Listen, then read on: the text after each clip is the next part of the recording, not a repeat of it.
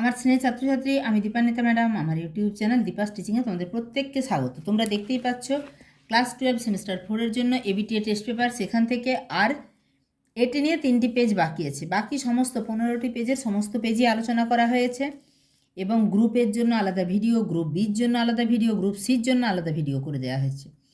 এর আগের ভিডিওতে আলোচনা করা হয়েছে গ্রুপ এ, আজকে হবে গ্রুপ বি। এই গ্রুপ বিতে প্রথম কোশ্চেন আলোচনার আগে কয়েকটা ইনফরমেশন তাদেরকে জানিয়ে দিচ্ছি যারা আজকে নতুন আমার ক্লাস দেখছো। এই পার্ট এর জন্য সমস্ত যে ক্লাস বা যে সমস্ত ইউটিউব ক্লাস করেছি, এছাড়া নোটস পিডিএফ আকারে দিয়ে দেওয়া আছে। তার জন্য একটা হোয়াটসঅ্যাপ গ্রুপে অ্যাডও করা আছে। তোমরা যারা নতুন তারা অবশ্যই আমাকে যদি হোয়াটসঅ্যাপ করো, আমি এখনও পর্যন্ত পিডিএফগুলো পাঠিয়ে দিতে পারি। এরপরে যেটা বলবো যে পরবর্তী ক্লাসগুলো প্লাস যেটা আমাদের সংসদের তরফে নতুন মডেল কোশ্চেন সেট বেরিয়েছে, সেই ক্লাসগুলোও কিন্তু খুব তাড়াতাড়ি আসতে চলেছে। তাই অবশ্যই চ্যানেলটা সাবস্ক্রাইব করে রাখবে।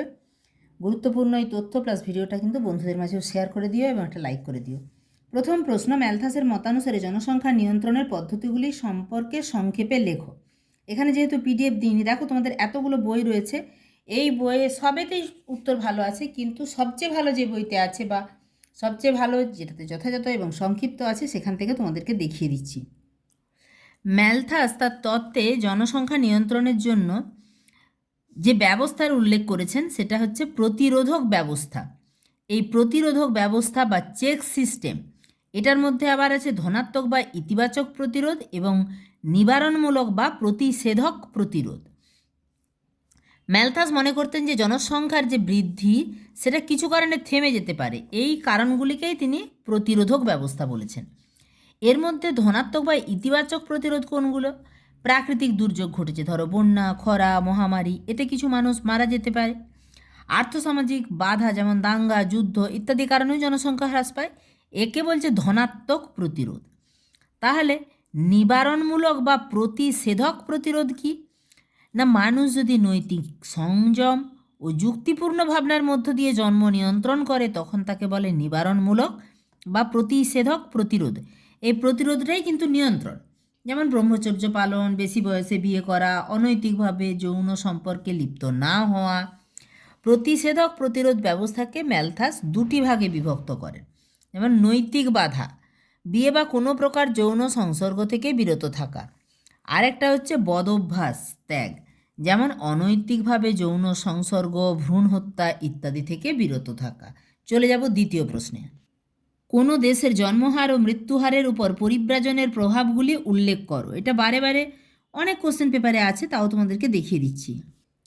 জন্মহার এবং মৃত্যুহারের উপর পরিব্রাজনের যদি প্রভাব দেখি, তাহলে বিশ্বের জনসংখ্যা পরিবর্তনের উপর পরিব্রাজনের প্রভাব, তার প্রথম প্রভাবই হচ্ছে জন্মহারের উপর প্রভাব এবং মৃত্যুহারের উপর প্রভাব।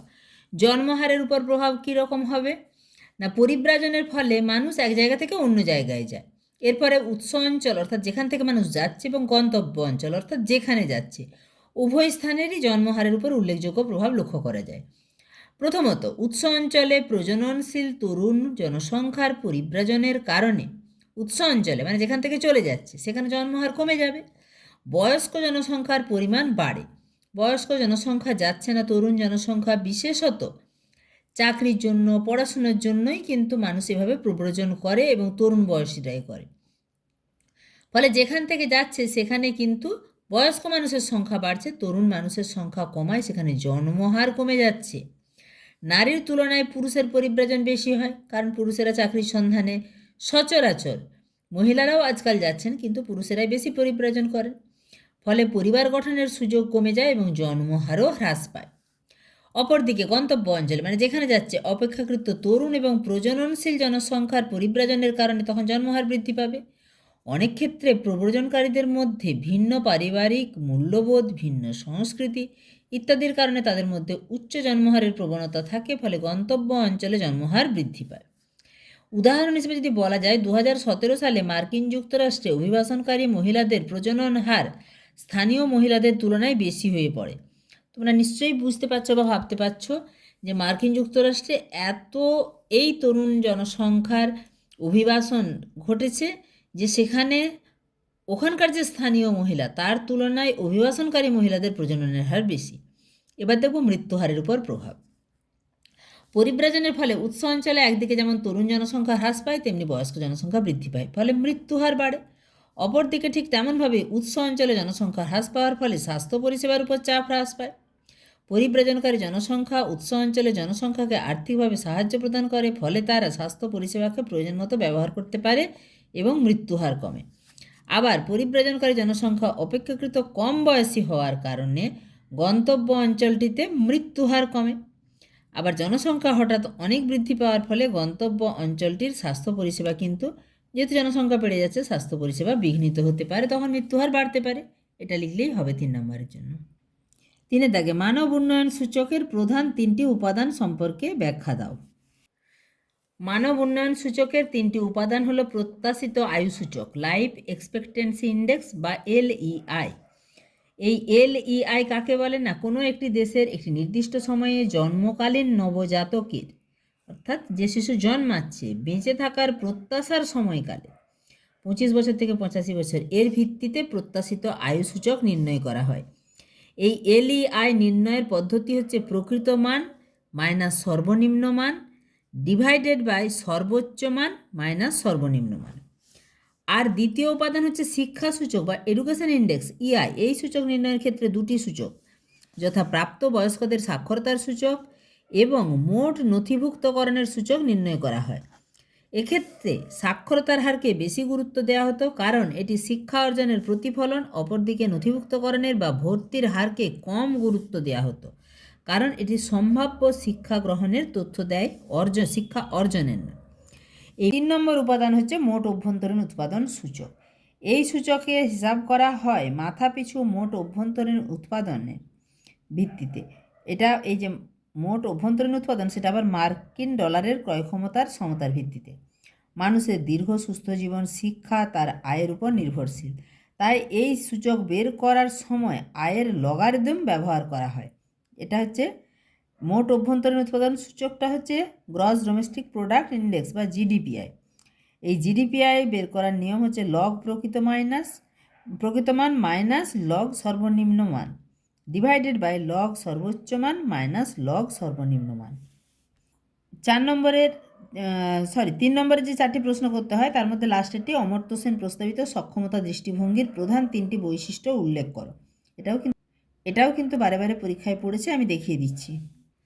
অমর্ত্য সেনের সক্ষমতা দৃষ্টিভঙ্গির প্রধান 3টি বৈশিষ্ট্য বলা হয়েছে। প্রথমত, অমর্ত্য সেনের সক্ষমতা দৃষ্টিভঙ্গি হচ্ছে মানব কেন্দ্রিক। মানুষ কি চায়, কি পারে, তা এই দৃষ্টিভঙ্গির মূল বিবেচ্য বিষয়। স্বাধীনতা ভিত্তিক, ব্যক্তি কিভাবে নিজের জীবন পরিচালনা করবে তা বেছে নেওয়ার স্বাধীনতা এই দৃষ্টিভঙ্গি প্রদান করে। বহুমাত্রিক, এই অমর্ত্য সেনের সক্ষমতা দৃষ্টিভঙ্গিতে আয়, শিক্ষা, স্বাস্থ্য, সাম্য, পরিবেশগত নিরাপত্তা, সামাজিক মর্যাদা সব কিছু বিবেচনা করা হয়। ন্যায়পরায়ণ, 3টে চাওয়া হয়েছে, তোমরা এগুলোর মধ্যে 4টা 5টা আছে, যেগুলো তোমাদের মনে হবে সেগুলো তোমরা লিখতে পারো। ন্যায়পরায়ণ, বৈষম্য ও অসমতা দূর করে ন্যায্য সুযোগের পরিমণ্ডল তৈরি করে দেওয়া ও প্রসারের উপর এই দৃষ্টিভঙ্গি জোর দেয়। আয়ের পরিবর্তে জীবনের গুণগত মানকে গুরুত্ব, এই দৃষ্টিভঙ্গিতে মানব কল্যাণের পরিমাপ আয় বা সম্পদের উপর না করে মানুষের সুযোগ, বাস্তব স্বাধীনতা এবং সক্ষমতার উপর গুরুত্ব দেওয়া হয়েছে। তাহলে মানব কল্যাণ পরিমাপকটা শুধু আয় বা সম্পদের উপর নয়, মানুষ কি করতে পারবে, করার সুযোগ, তার বাস্তবে কতটা স্বাধীনতা সক্ষমতা রয়েছে, তার উপরেই কিন্তু গুরুত্ব আরোপ করা হয়েছে। এবারে তোমাদের 2 নম্বরেরও 4টা প্রশ্ন থাকে, সেখানে 2টো লিখতে হয়। প্রথম প্রশ্ন, জনবিবর্তন তত্ত্ব কাকে বলে? 2 নম্বরের জন্য জাস্ট এতটুকু লিখলেই হবে।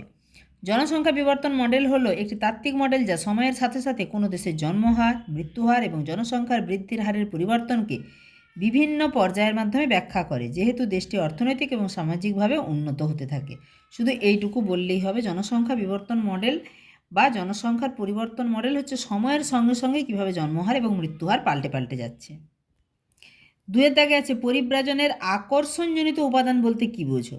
দেখো, মানুষ এক জায়গা থেকে অন্য জায়গায় যাবে, এর আকর্ষণ কোনটা কাজ করবে? এই যে আমাদের ভারত থেকে অনেকে USA-তে চলে যাচ্ছে, তার মানে কি সেখানে চাকরির সুযোগ রয়েছে, উন্নত শিক্ষা, গবেষণা ইত্যাদি সুযোগ রয়েছে।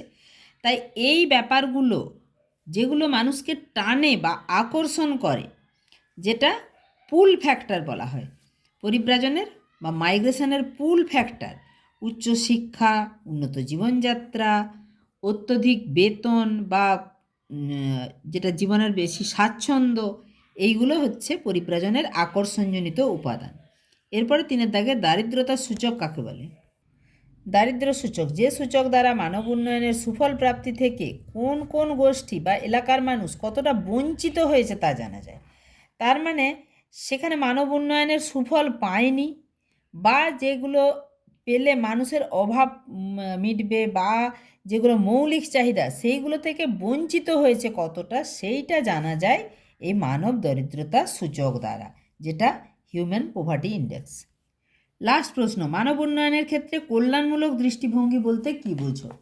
এই যে কল্যাণমূলক দৃষ্টিভঙ্গি হচ্ছে মানব উন্নয়নের ক্ষেত্রে কল্যাণমূলক দৃষ্টিভঙ্গি হলো এমন একটি পদ্ধতি যেখানে মানব উন্নয়ন বলতে কেবলমাত্র অর্থনৈতিক উন্নয়ন, মানব উন্নয়ন মানে কেবলমাত্র তার টাকা পয়সা থাকবে, অর্থনৈতিক উন্নতি হবে এরকম নয়, বরং মানুষের সামগ্রিক কল্যাণকে সুনিশ্চিত করে, এটুকু লিখলেই হবে।